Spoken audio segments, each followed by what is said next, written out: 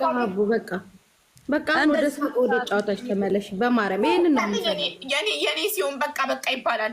ለምን እንቃወማለን? ሀቡዬ እስከ መጨረሻ ድረስ እንቃወማለን። እግዚአብሔርን እስከ መጨረሻ ነግሬዋለሁ፣ ለፈጣሪ ነግሬዋለሁ።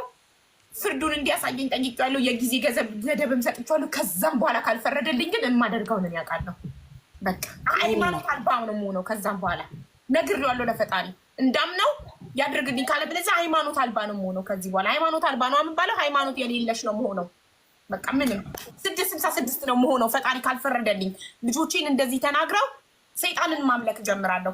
ልጆቼን እንደዚህ ተናግረው ፈጣሪ እሱ የፈጠረውን ልጅ ማይሰማ ደንቆሮ መሀይ ብቻ ይረገጣል።